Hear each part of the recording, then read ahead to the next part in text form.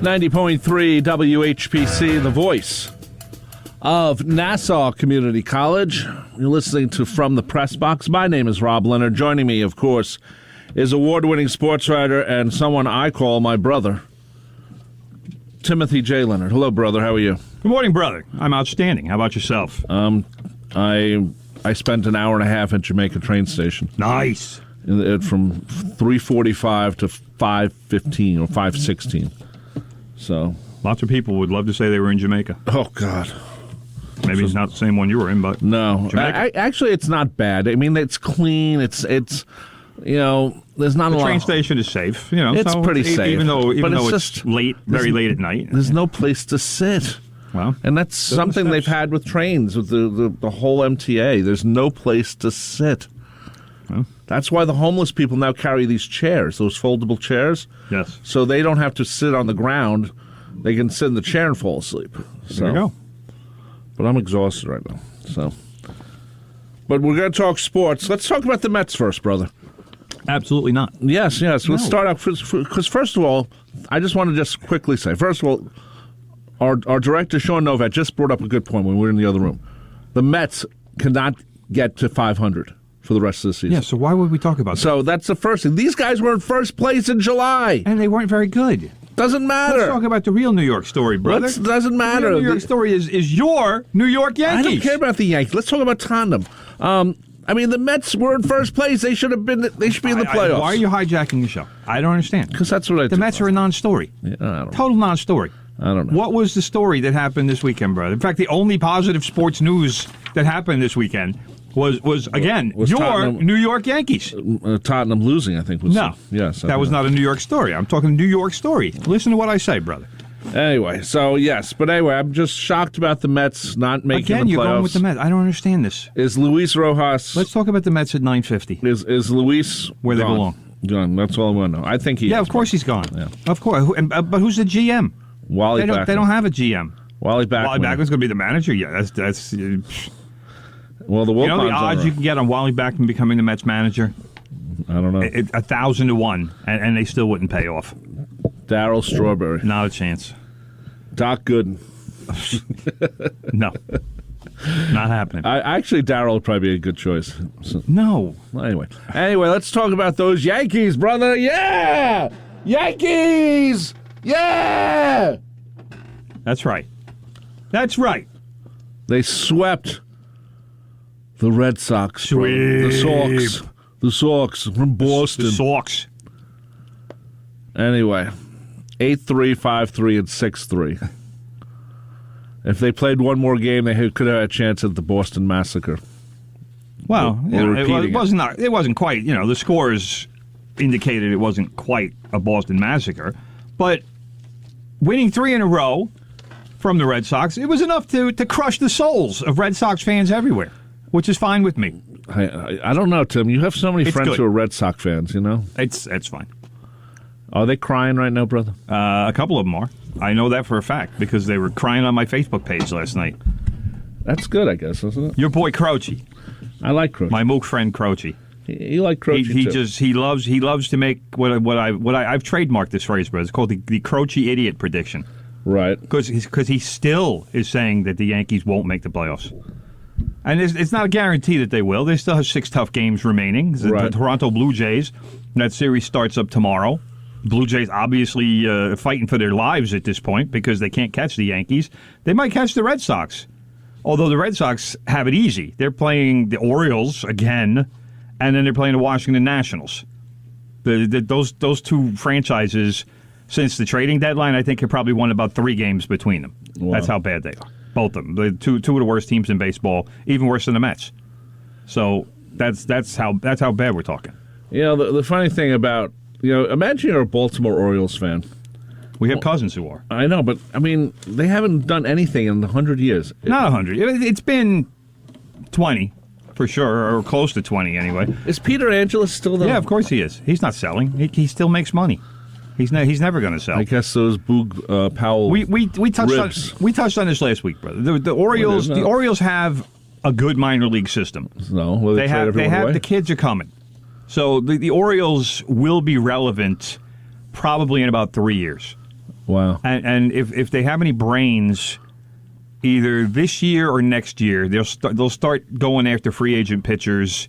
They'll start trying to augment what they have in the minor leagues. But they already have some good players. The kid, that Mountcastle kid, Ryan Mountcastle, he's a pretty good player. He's going to drive in about 80 or 90 runs this year. Well, just to let you know, brother, that the Baltimore Orioles are tied for the worst record in Major League Baseball with the Arizona Diamondbacks.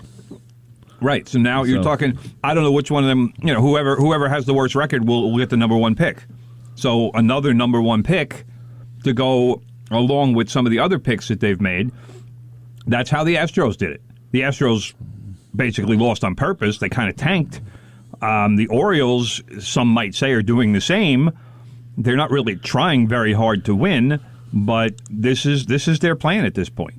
Well, so they have Adley Rutschman, who's a catcher, who is one of the top prospects in all of baseball.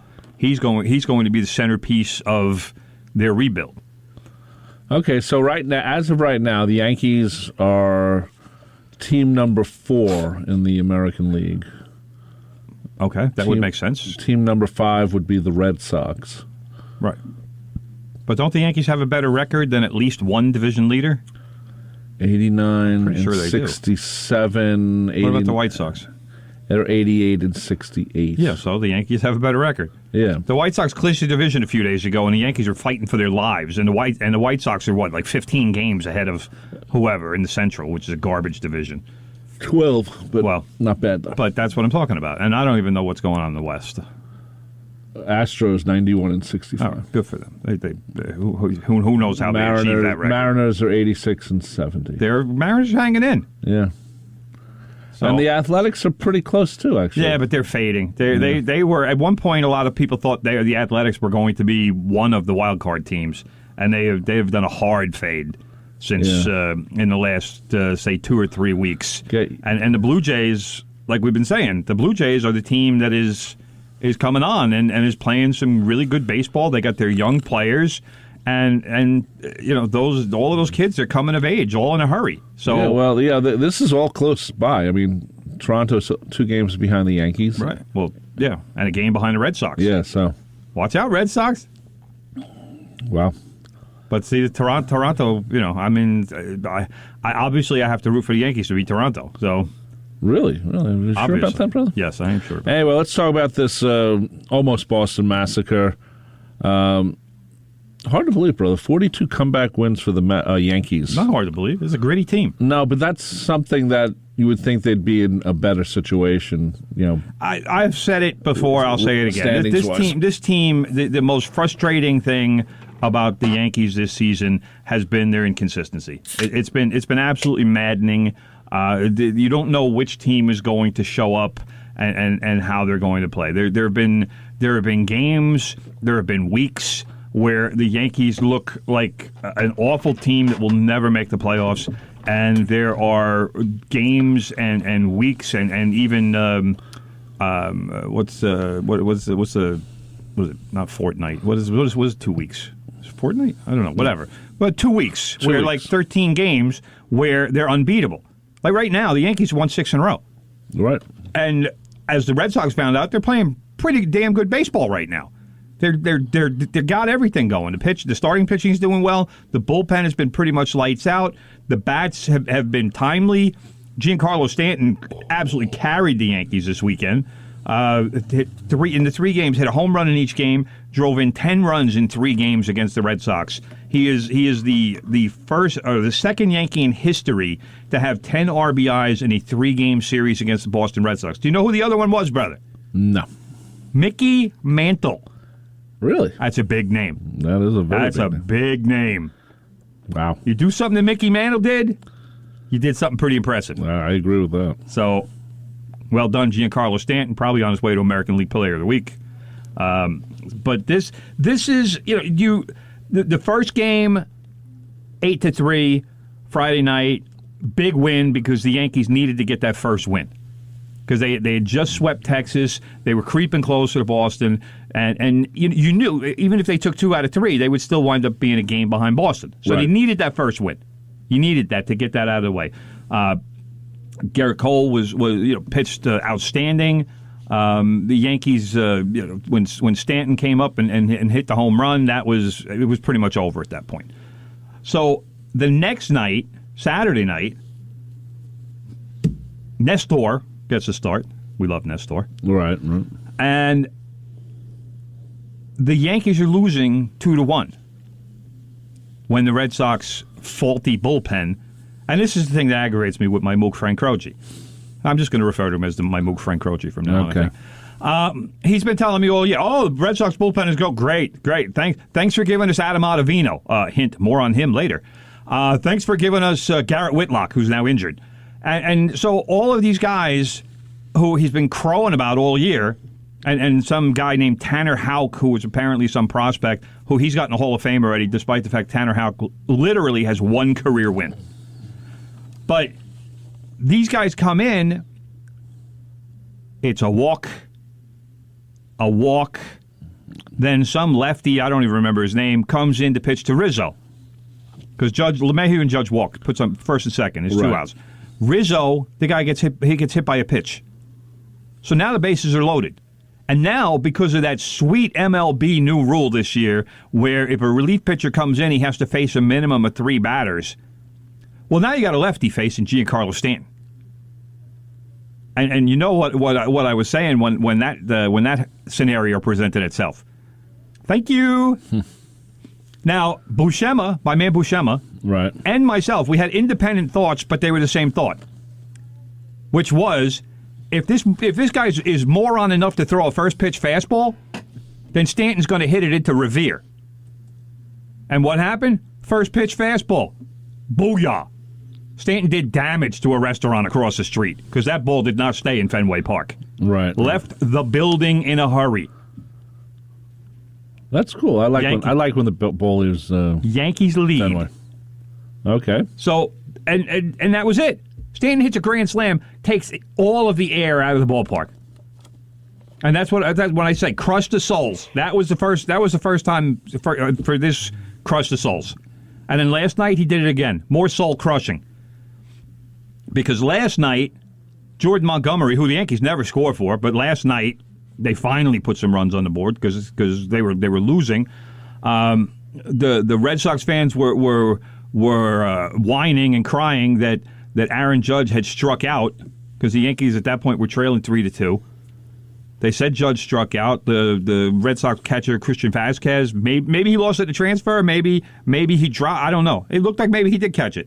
But you know what? The umpire said you didn't. So that's all that matters. And you can't review that call. So Aaron Judge gets another life. Right. And Adam Ottavino, there he is. There's his name again. Who? Former Yankee. What's his name, Tim? Adam Ottavino. Okay. He wears number 0. Okay. With pride. Through what my man David Cohn likes to call a cement mixer slider, which means basically it spins around in a circle and doesn't really move. And of course, Aaron Judge smoked it. Exit velocity 118 miles an hour. Wow. Which it's about as hard hit as the ball can be. Double to the gap in left center, and there's a 4-3 Yankee lead. And then here comes that man again. As Mark Jackson would say, Mama, here comes that man. I think that's what he says. Giancarlo Stanton crushed another restaurant because he hit another ball that went outside of Fenway Park somewhere. Somebody's out there standing on Lansdowne Street saying it's raining baseballs. And what happened with Stan's pinky? No, Judge's pinky. Judge on his double. That was my favorite moment of the whole series. Aaron Judge smokes a double to left field, left center. Just absolutely smoked it. Comes in, for whatever reason, as soon as he slid head first, I said, what is he doing? Because Aaron Judge is not a head first slide kind of guy. He's too big.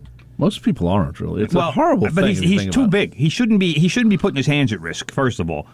But he goes in head first on the bag and jumps up and is fist pump in the air. He's as fired up as I've ever seen Aaron Judge. All rise, by the way. Right. And all of a sudden you see him look down at his left pinky, and I swear to God it was sideways. I saw it for a half a second. He had the glove on, the batting glove, And Judge basically just like kind of straightened it out, popped it in by himself. But then the trainer came out, because I think the umpire said something. And the trainer came back, and apparently it wasn't back in properly, correctly, or whatever. So the trainers were just like kind of manipulating the hand a little bit, and they got it back in. I was going to say I certainly hope that we're not going to see Aaron Judge having to miss a game because of a dislocated pinky. But then I saw his quote after the game. He's like, "Look, I don't use that to hit. I don't really use it to field. So I'll be back for the next game. This is not even an issue." That was a very good Derek Jeter type answer. I'm fine. I don't know, man. If you're holding a bat with your pinky, doesn't matter. It's like, or if you're holding, it was just dislocated, bro. He can still bend it. He can still use it. Maybe it's going to hurt a little bit. Too bad. We got 6 games left in the season. It's no time. It's no time to be sitting out because of little. Ooh, my pinky hurts. No. Remember what happened to Ronnie Lott when his pinky hurt? Yes. Chopped it off. Yes, I remember. Chopped it off at the first knuckle, not the whole thing, but the first. He was like, "Yeah, I don't need that part. Just cut it off." Yeah. Ronnie's a little nuts. Yeah, but that's what I'm saying. Aaron Judge, he's a tough guy. He's a big guy. He's a tough guy. He'll be out there. 6 more games. Okay. So the Yankees, brother, they basically exposed the Red Sox for being the pretenders that they are. The rotation is weak. The bullpen is really weak, and especially with some of their key guys injured, like I said before. Garrett Cole, Nestor Cortez, Jordan Montgomery did a the Red Sox scored 3 runs in 3 games, or 3 runs each in 3 games. You're not going to win many games doing that. No, and then it just was a bad weekend for the Red Sox. It's just fun to watch. It's a good weekend for everybody else. I like watching the Red Sox lose. So do I. See that? We agree on something, brother. Yeah, that's great. Oh, and one more thing I want to point out. What? In the Saturday game, Luis Severino. Again, he's just back from the Tommy John surgery. He had made his first appearance earlier in the week, pitched 2 scoreless innings, pitched 2 more scoreless innings, and he got the win in that Saturday game. Okay. His first win since 2019. Wow. Loving Luis Severino. Having an effective Luis Severino, that's like making a trade in late September. That's very effective. Beautiful. So, okay, let's talk about professional football in the New York area. Now we get to the depressing portion of the show. Yeah, we're gonna try and hype it up. Oh man, I don't like the depression because yesterday, what a day on my TV. I'm watching Tottenham at 11:30. That didn't go well. Then it's here comes the Giants, and I'm typing on Facebook. All right, let's go Giants. All right, come on, Giants, come on, and just it did not go well. And we'll talk about it. We'll get more in depth about it. But then after the Giants were over, it was okay. Hey, let's go Jets. And I knew when I typed that one, that was, we're not looking, no, that's not going to work. That's not going to happen. No, that was my optimistic way of doing it. But it was like, okay. And then I didn't even watch the Islanders. The Islanders played the Rangers and won. I probably should have watched that. It would have put me in a better mood. Instead, I watched the Ryder Cup, and at least the USA won against Europe. But I had to wait until the Yankees. Of course. To put me in the good mood that I'm in right now, brother. You're in a good mood? Let's go Yankees. Oh, okay. Well, if you say so, brother. And sometimes I can't tell when you're in a good mood. How can you not tell I'm not in a good mood? I don't know. I'm in an awesome mood. You want to talk about the Jets or the Giants first? Whatever you can pick, brother. Let's start out with the Giants since they actually scored some points. lost to the Falcons 17-14 on a last-second field goal by 40 yard. I got the name, brother. It's Younghoe Koo. Oh, okay. Who is a native of Ridgewood, New Jersey, which is probably less than 10 miles away from MetLife Field. He actually was the kicker at Ridgewood High School growing up. Before cover he went did you, brother? I didn't really cover much football. I know his coach was probably Chuck Johnson because he was the Ridgewood coach most of that time. But young. I was actually surprised. I actually looked this up last night because I wanted to see where he played high school football. Because I actually figured that if he was good during high school, he probably went to like Bergen Catholic or Don Bosco or one of the Catholic schools, which basically are football factories. And here's a shocker: they actually recruit, even though they'll deny it up and down. It's amazing to me that the Catholic schools which are supposed to be teaching, virtue and religion and everything they want to win. Blatantly will lie about recruiting. Just blatantly lie. Sometimes the priest, he has a couple of prayers going, one for the football team and one for other things. But Young Hui Koo was like I said, he was the kicker at Ridgewood High School, so he stayed at his hometown school, and I'm sure Ridgewood's a good team, not a great team, but a good team. So he wanted to play with his friends. Nothing wrong with that. He went to Georgia State, kicked for the Chargers, I believe, for a year. Didn't do very well. Actually, was released. And then the Falcons picked him up, and in the last 2 seasons, he's made something like 60 out of 65 field goals. I mean, the guy's been an all-pro kicker. So it just goes to show you that kicking life in the NFL, it's not always a good thing. No, this guy's one of the best, and when he lined up the 40-yarder, I was pretty certain that the Giants just blew another game, and that's exactly what happened. They absolutely blew this game. You're talking about a foul, and we've been talking about this with the Giants offense and what's going on, because this team is built to score points, and they're not scoring because they scored 29 points against the Washington football team, which is not a very good team, even though they have good components on defense. But the Falcons have a pretty good defense, but you got to score more than 14 points. Yeah. Plain and simple. And especially the Falcons, like I said, they gave up 80 points in their first 2 games. That's not a good defense. No, but Daniel Jones, I mean, the soon-to-be ex-quarterback of the New York Giants. If the Giants, let's put it this way, and I'm going to give credit to Ralph Vacchiano, even though I've been saying the same thing for more than a season now. He tweeted the Giants' schedule, like their next, I think it was 7 or 8 games. And he said the thing that I've been saying all the time: where is the win? Who do you beat? Again, look up the Giants' schedule. Oh, yeah. But that's what it comes down to, and it comes down to the same thing for the Jets. Is you look at their schedule and you just go down the list: loss, loss, loss, loss. Which team is the win there? Okay, we got Saints, loss. Cowboys, loss. Rams, big loss. Panthers, probably a loss. Sam Darnold's playing well, and the Panthers are 3-0. Look at that. The Sam Darnold era has started for the Panthers. There you go, brother. The Chiefs. And the Chiefs right now are 1-2. Can you believe that? No. Raiders. Loss. Big loss. Raiders playing well. And then Buccaneers. Loss. Okay. And that's the Giants, right? It's not all of them. That's until Thanksgiving. Yeah, but that's what? That makes them, 0-10? Yeah, basically. So if by that point, how many Giants fans do you think are going to be sitting here saying, we got to get rid of Daniel Jones because this isn't working? I also think there's going to be real cheap seats. You know what I saw yesterday. I didn't even put this in the notes, bro. I'm going to throw this at you.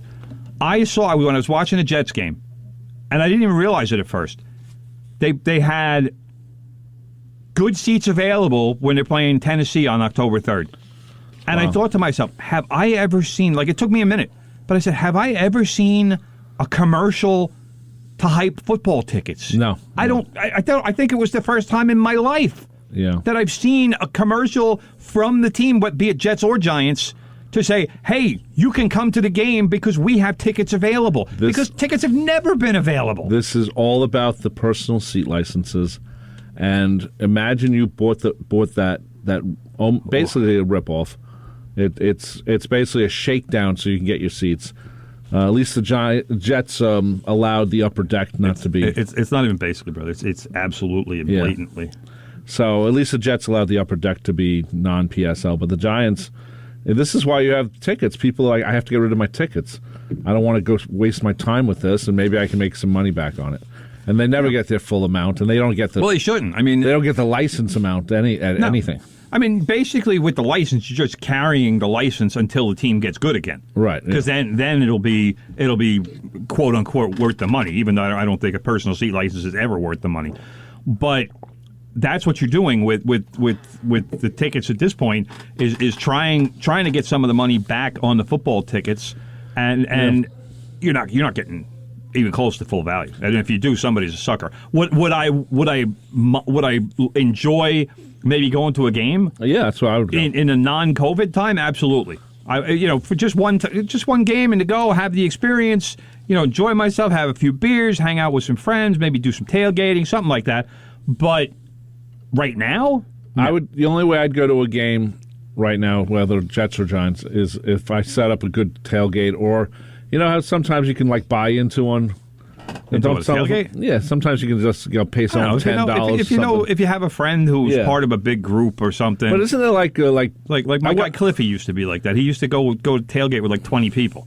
Isn't there a couple of I don't want to call them professional tailgaters, but they also it's like, hey, people that run bus trips and stuff like that. Yeah, it's like everybody gets hammered on the bus and they pump some food into them and they put a grill and do the whole deal when they get to the stadium. I would go for that reason. To go to watch a game to see if your team win is not going to happen. At least right now. Either that, or you're either going to watch the opponent to see to me, I wouldn't mind going to see the Rams. That's an impressive football team right now. Right. They beat the Buccaneers yesterday.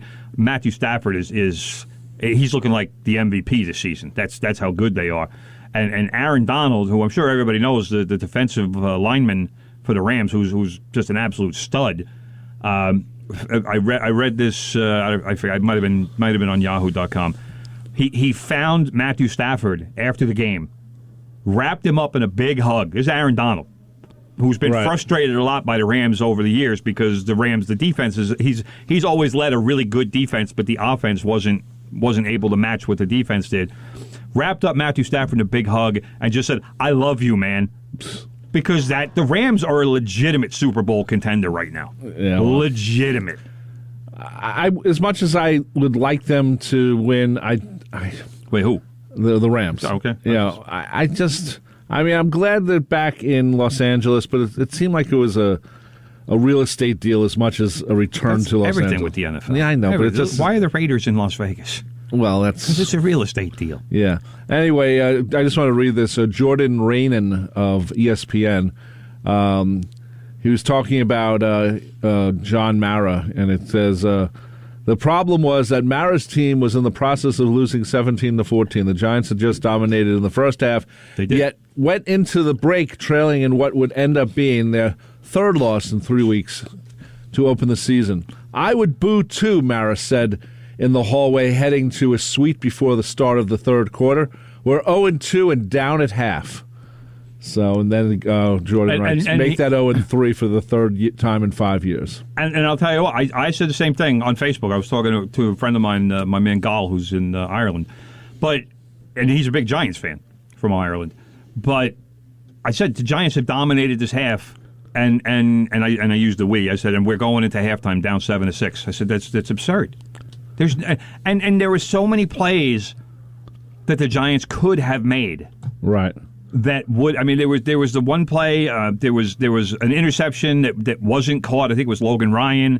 Then later, there was Dory Jackson who should have had an interception in the end zone that would have stopped that touchdown. Actually, I think it was before the tying touchdown. They waited 14-14. But the ball bounced off his hands and falls. And then literally 2 plays later, pass interference, Falcons touchdown. It's like that's how you lose football games. No, yeah. And I don't want to sit here and point at one play because obviously it's, but there are plays in a game that are bigger than other plays. Sure. I just want to give you some numbers, brother. Daniel Jones, 24 for 35, 266 yards. Not bad, but not bad. But I will tell you this: they had a play. Where was it? It had to be in the first half where Daniel Jones lost his focus. He took a shotgun snap, and the snap was a tiny bit high. Yeah, but it was like neck high. Right. It wasn't like over his head high. He took his eye off it, fumbled it. And that was they were inside. I think it was inside the 10 at that point, and it turned into 2nd and 21.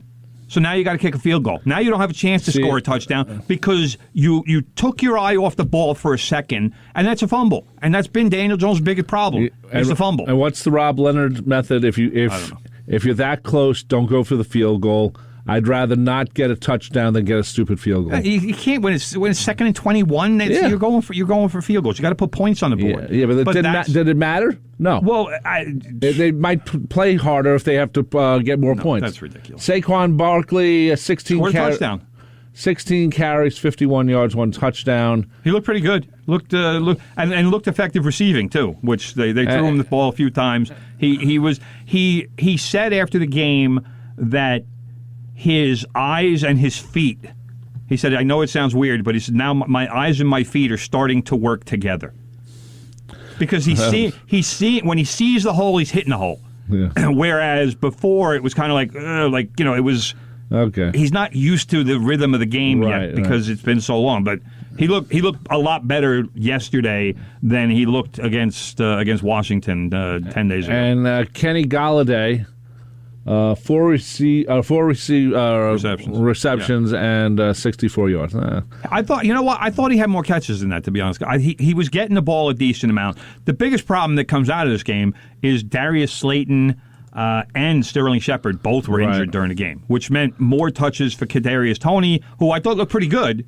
I was glad they were getting him the ball a little more. I would still like to see them just throw the kid a quick out. Right. Let him do something with it. Well, here's the difference in the whole game. Matt Ryan basically had the same numbers as Daniel Jones, 27 for 36, 243 yards, but has 2 touchdowns. That is the difference. That's what Matt Ryan does. Yeah. So, a horrible day for the Giants. There was good news at Giants, though, brother. That was Eli. Was put into the Ring of Honor. He had his number 10 retired, and Eli was put up into the Ring of Honor something else? I mean, I know that. Well, they did both. Yeah, it's like 2 separate things. I think it's 2 separate things. Because not everybody in the Ring of Honor has had their number retired. Right. Because sometimes they'll just put the name up there. The Cowboys are famous for that. Right. They don't retire because there's too many numbers, I guess. Right. To retire. You can't keep retiring numbers, because then there won't be any numbers left. And in football, they use pretty much all the numbers. Whereas with the Yankees having retired 1 through 10, well, fine. Now Aaron Judge will just wear 99. It's not a big deal. But with football, you're going to start running out of numbers. They retired Roy Watt. Roy Watt's number 10. Wasn't he number 10? Wasn't Roy White number 10? Roy White, first of all, was number 6. Oh, that's right. Which was Joe Torre's number. That's right. Phil Rizzuto was number 10. All right. So why am I thinking Roy White's number 10? I have no idea. Okay. None whatsoever. Okay. But so anyway, Eli's number 10 was put into the Ring of Honor. They did a nice little ceremony at halftime that sadly Fox Sports didn't really show. They showed a couple clips of it. But then the Giants came out in the second half and dishonored Eli with a very underwhelming performance, because you got to score more than 14 points against the Atlanta Falcons. You know what's happened with Eli, brother? In a way, he's turning into Joe Namath. No. In the sense, all right, I want to hear this. In the sense, how many quarterbacks have tried to take over for Namath since Namath? Dozens. Right, and a couple of them were actually good.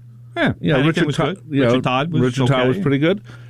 And I think Kenny O'Brien was decent. Yeah, I think Eli is sort of, that line in the sand where, okay, who's going to be the guy to live up to Eli? But Daniel Jones has been the only guy so far. I mean, but really early in the show here, brother. But I don't know. It just seems like that could. I mean, if we can come back in 30 years and your theory still holds true. First of all, it'll be 30 years of bad football for the Giants, but let's hope that's not the case. But it's possible. I mean, let's face facts. Eli was, I think he's a Hall of Fame quarterback. There are some people who don't think that. His career record was not, mind blowing by any means. It was pretty much 500. But he was on some really bad Giants teams. Yeah, especially at the end. And the good ones that he was on, he brought them to 2 Super Bowls and was the MVP in both Super Bowls and beat Tom Brady twice in the Super Bowl. It's like Tom Coughlin. Is he going to be in the Hall of Fame? And the answer probably is yes, because he won 2 Hall of Fame. He won 2 Super Bowls. Right. Other than that, though, there's a lot of... That's a lot of guys in the NFL. There are very few people in the NFL who have had great careers from start to finish. Right. It rarely happens. Well, that's true. I mean... Because the NFL is made for franchises to have ebbs and flows. And really, the Patriots... Jimmy Johnson. But the Patriots are like the exception. Yeah, well, and who knows where they're going after they just lost again. They're 1-2 now. I do want to mention... before we go, yes. we'll finish that up because I want to take a break. All right. I do want to mention, because everybody talks about, obviously, with Eli, the helmet catch by David Tyree. Right. All right. And that great catch, great escape by Eli to be able to make the throw.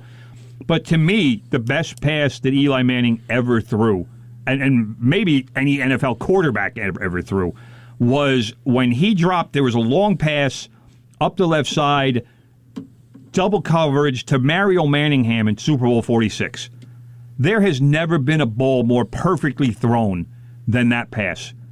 Because Eli could have handed it to Mario Manningham. It was a 38-yard completion. Right. Up the left side, and that was what started the winning drive for the go-ahead score that won that Super Bowl. I have never seen anybody pass a ball more perfectly than that throw. It was unbelievable. And it was right on the sideline. Right. I mean, right. Manningham was literally an inch inside the sideline. So perfect throw, perfect catch, just an absolutely beautiful play. Well, sometimes the passes that get to the big moments are just as important in many cases. Yes. We're going to take a break right now. You're listening to 90.3 WHPC. From the press box, if you want to give us a call, please do. 516-572-7440. All hit music. For all those songs radio has forgotten about, join me, Big Ed, Mondays from 10 a.m. till noon for the Good Gold Show. We'll bring back all the great hits of the 50s, 60s, 70s, and more. The sounds of doo-wop to disco, all the Motown, soul, and great rock and roll. We'll even take your requests and dedications to the Good Gold Show. Music. On the voice of Nassau Community College, 90.3 WHPC, and streaming on the iHeartRadio app. Okay. Go. Tell your friends about the Nassau Morning Madhouse. Hear what you're missing. Check it out. This is my favorite pickup line. Oh, no. I lost my number. Can I have yours? That's a good one. That's Come on. cute. What's your shirt made out of? Is it made out of boyfriend material? Oh, God. Yeah. Zach, what's your favorite pickup line? Hey, you like the Beatles? Already don't like it. You're trying too hard. What else did you want to do today? And I just be like, finding the antidote would be pretty nice. Hey, Amanda, are you Microsoft Windows? Because I want to crash at your place. Oh, I think I got one. Oh, God, Zach. Are you a maraca? Because I want to shake you all night long. No, Zach, you're not trying to kill somebody. What is the matter with you? What is the matter with you? You are so not good at this. Cause an aneurysm or something? You are so not good at this. The Nassau Morning Madhouse. Weekday mornings from 7 to 9. On the voice of Nassau Community College. 90.3 WHPC. Answer me. Who taught you to listen to Radio Rumble at 12 p.m. on Saturday afternoons? You, all right? I learned it by watching you. I'd buy that for $1. The Radio Rumble has it all. Humanity will suffer with me. Movie reviews. Don't cry us, Alice. You're wrong. Sports talk. Hi, sports fans. I'm Doug Frisch-Preed. Awesome music. Excellent! So listen Saturday afternoons at 12 p.m. for The Radio Rumble on the voice of Nassau Community College, 90.3 WHPC. I learned it by watching you.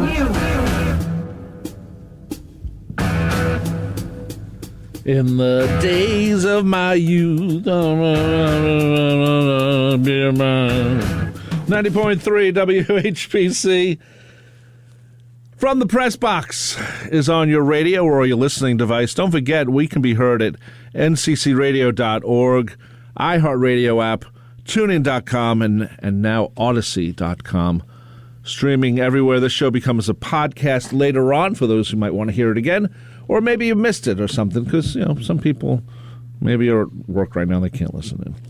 Now let's talk about, I don't know, are we going to say the Jets are the worst team in the NFL right now, brother? No. No, why not? Because I'm not sure they are.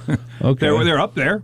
They're certainly up there. Well, they're clearly one of the top three or bottom three. There's four teams that are 0-3. Who are those teams? Detroit. Detroit's pretty bad.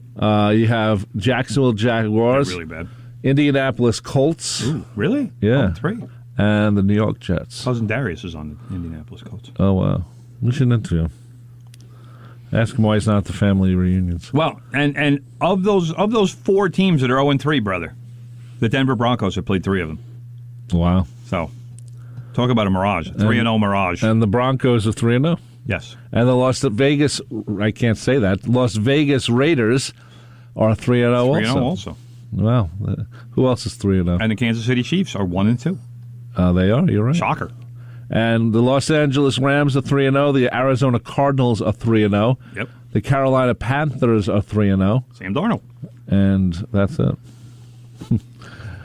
Again, looks like the NFC East could turn into a disaster like last year, where the Giants almost won the... I was going to say, wouldn't be the first time. Like the Giants could have won the league, the division last year if they'd won a couple of more games when they should have.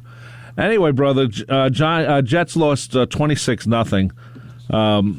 The noise of screams was Jet fans like cursing and crying and doing everything that Mostly Jet fans crying. do.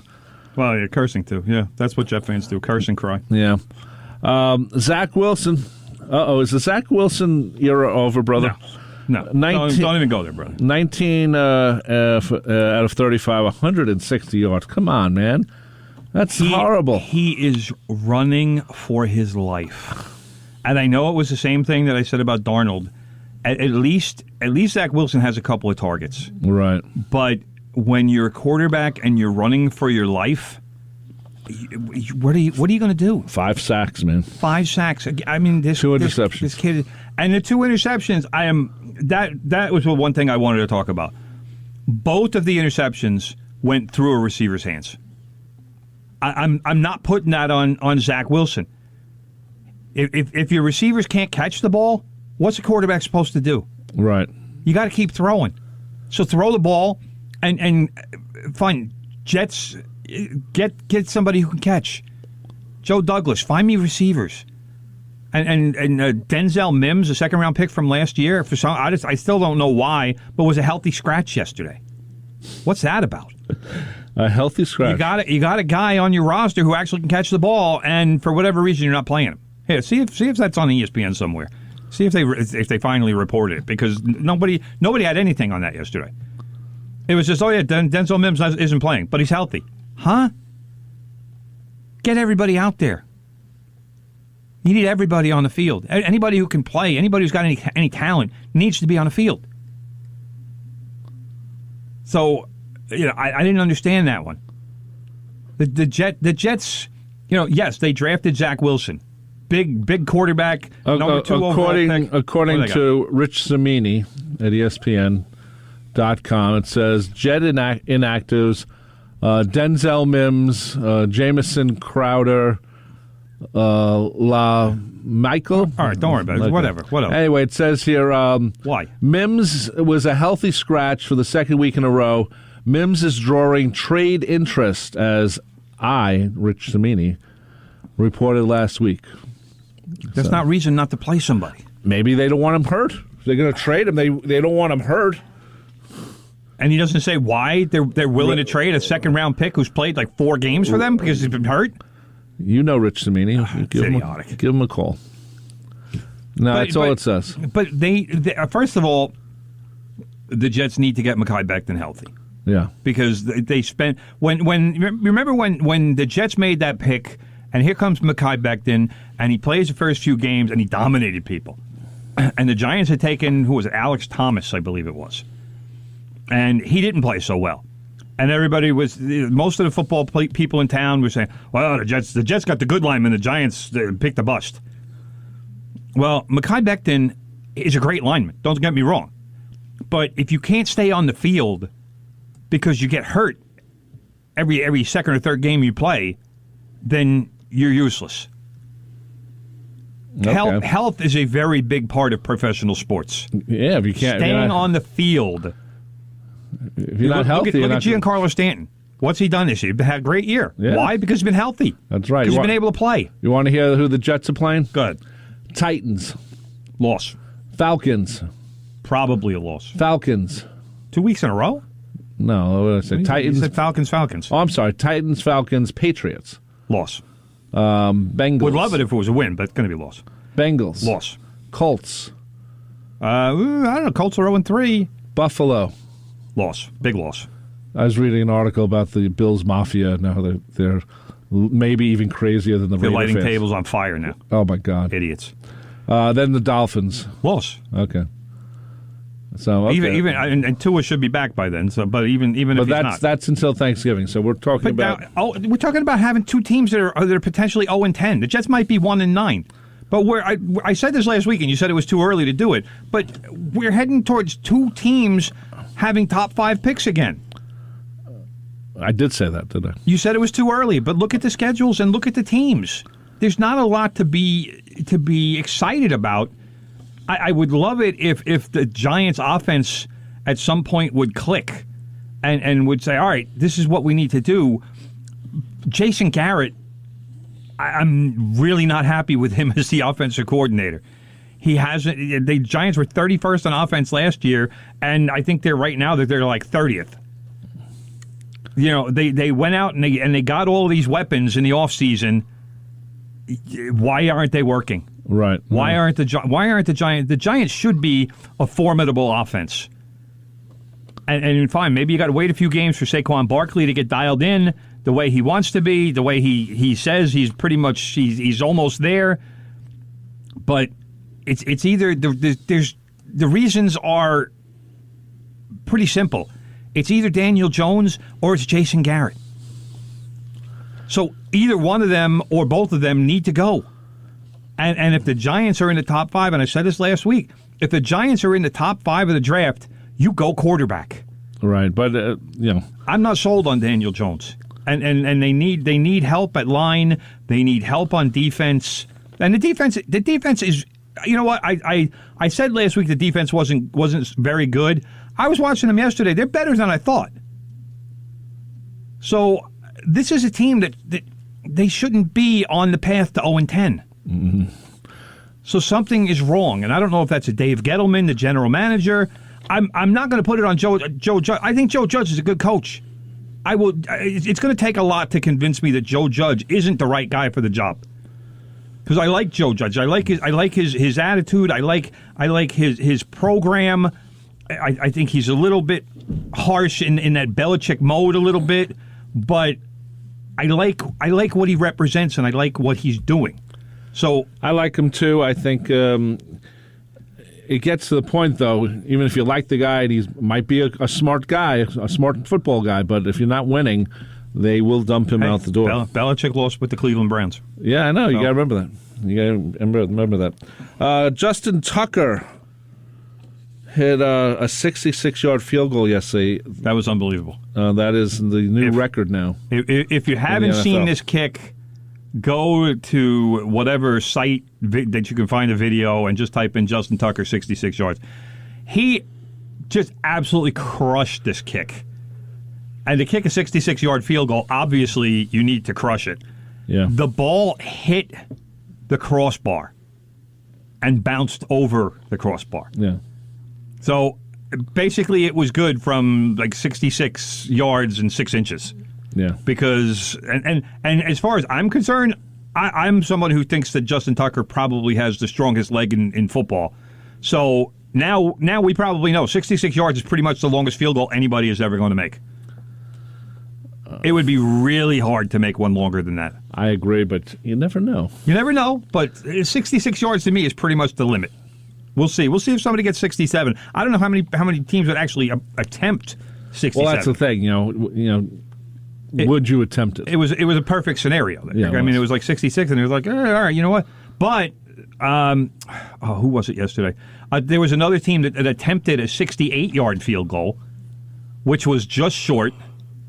And I forget who it was, but they returned it 109 yards for a touchdown. That's even better. Well, it wasn't better for the team that kicked. Wait, one more thing about the Jets. They only had 162 total yards. Yeah, awful. And had the ball maybe a little more than 24 minutes. Yeah, that's all losing football. Yep, that's bad. And again, Robert Saleh, the new Jets head coach, I'm not going to put this on him either. Because again, I think he's the right guy for the job, but you got to give him 2 or 3 years to get all the Adam Gase stink off of his team.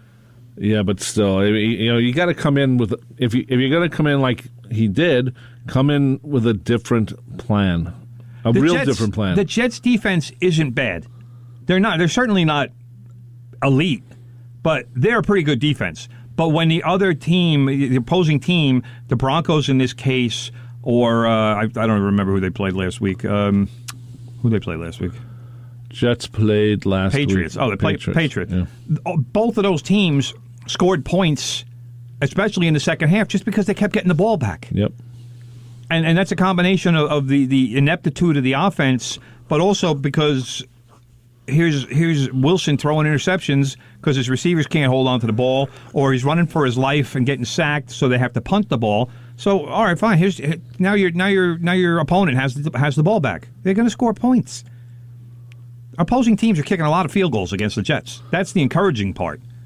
But they're still putting points on the board. That's true. So anyway, quickly, just to return to the Mets, one other thing I forgot to bring up about this where it went downhill. Jacob deGrom, we really don't know what's wrong with his arm. Not yet. They haven't said anything. They must be hiding him in a cave or something, or I'm just shocked that this has not been, that some beat writer who knows him hasn't gotten him off the record and find out what's wrong. I'm not sure the Mets know what's wrong with him. I'm talking about Jacob deGrom. I mean, he has to know what's going on with his arm. It's not necessarily. I mean, he's going to the doctor, and the doctors, right now, from everything that's being reported, the doctors aren't sure what's wrong with his arm.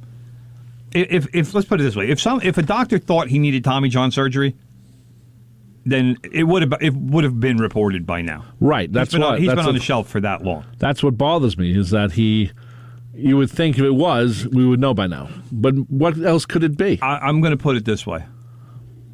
If Jacob deGrom needs Tommy John surgery and we don't find out until spring training in March, there's going to be Met fans that are just going out of their minds. I know. Because he could have had this, if that is what the situation is, he could have had this surgery in July. Right.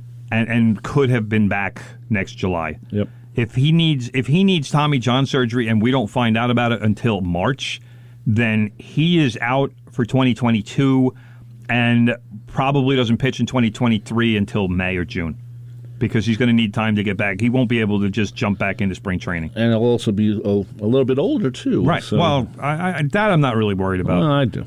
But, we're looking at Syndergaard. I don't even know what's going on with him, if he's going to make a start this week or not. There's been some talk about him making a start before the season is over. And he's going to be a free agent. Who knows if he's going to want to go back to the Mets, or, I think Syndergaard just wants to make one start just to show people, even if it's a bad start, but just to show people, hey, look, I'm back on the mound. I can pitch. My arm is healthy, and let's start talking contract. But I've said this before. I think Syndergaard is going to sign what they call a pillow contract, which is a 1-year deal, probably in the neighborhood of $5 to $7 million, with a whole bunch of reachable incentives. And so this way, if he wins anywhere from 10 to 15 games, he'll get all kinds of bonuses for that. He'll get bonuses for innings pitched. He'll get maybe bonuses for strikeouts. I don't know, but it'll be a contract that if he has a very good season, then he'll make $15, maybe $20 million. But he's going to have to earn the money, as opposed to a team giving it to him and saying, oh, yeah, we trust that your arm is healthy and you're ready to go. Because I don't know that there's a team out there that is willing to do that. I wouldn't. I wouldn't either. There's no way I would do it. But, that's where he's going to wind up doing after the season. So, he hasn't pitched since June. Right. He beat win over the Cubs 6-3. Yeah. That's the last game he pitched. Yeah, and deGrom has been out for several months, too. Yeah. So that's. Well, I'm talking about deGrom. I thought you were talking about Syndergaard. No, I'm sorry. I was going to say Syndergaard didn't pitch. Yeah, deGrom since June. And that's. Think about how concerning that should be for the Mets and their fans July, August, September. So that's more than 3 months he hasn't pitched. And it's more than 3 months where we really haven't heard what's going on. It's been a fairly well-kept secret. But again, if he needs... I could see if the Mets are saying, well, it was like... what's his name? The Japanese pitcher. Why am I blanking on his name for the Yankees?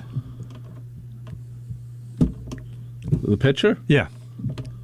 Oh, I forgot. Anyway, but he had the torn, like it was partially torn ligament, and they were waiting for it to blow up, and it never blew up. So, everything was fine, and that could be what's going on with DeGrom. I don't know why they wouldn't put it out there, but the Mets have their reasons for what they do. They're a very secretive organization. They shouldn't be, but they, Uncle Stevie losing a little faith from Met fans. Anyway, quickly, Islanders' first preseason game, they beat the Rangers 4-0 at the Garden. All home preseason games, we should say, will be played up in Bridgeport at the Webster Bank Arena. There'll be nothing played at the UBS Arena because it's not supposed to open until November. They want the Islanders to be finished yet. They want the Islanders to be the first event there, and they don't want to play at the Coliseum because last year was the end of it. And it's over. Coliseum is over. Yeah, and to be honest with you, the Nassau Coliseum, brother, I don't know if you noticed when we drive by it, it's a parking lot. Literally, there are new cars waiting for dealers to come and get them. That is what Nassau Coliseum is going to turn into. No one is going to play there. Nassau Coliseum has that new car smell. The Long Island Nets no one cares about. There is nothing happening with the Nassau Veterans Memorial Coliseum. This is true. It's really sad. Anyway, coming up next, and I'm happy about it, our friend Big Ed Newlands is back in the studio. Yes. Last week he was on assignment. I think it had something to do with the CIA. Probably. But I think it had something to do with the Ryder Cup, brother. I know Big Ed was celebrating the U.S.'s massive victory over Europe, the 19-9 win. And of course, we should mention that Tottenham lost. It was a bad game, brother. To Arsenal. Not going to talk much about it. The North London derby did not go well. But let's put it this way. All the Tottenham fans realize that they're going to come back. You know I'm not a hysterical guy, brother, but Nuno Espirito Santo, the Tottenham new manager, he needs to go. I agree. He needs to go. And that's not something that I usually do, calling for somebody's head, but he needs to go. Ed, I got to read something here. Hold on. Go ahead, brother. Read. Because I know it's preparing. He's very prepared. He just does it. Just like me. Anyway, just to let you know, brother, Lyrical Ladies, today, Monday, 2 p.m., a show dedicated to women from the 70s to today, from Joni Mitchell to Taylor Swift. These female-led songs forever leave an impact on the music industry. That's Lyrical Ladies, today, Monday, 2 p.m., right here on 90.3 WHPC, streaming at nccradio.org. Brother, thank you for another great show. Thank you, brother. My name is Rob Leonard. That is Tim Leonard. Big Ed's next with Good Gold. Take care. Bye-bye.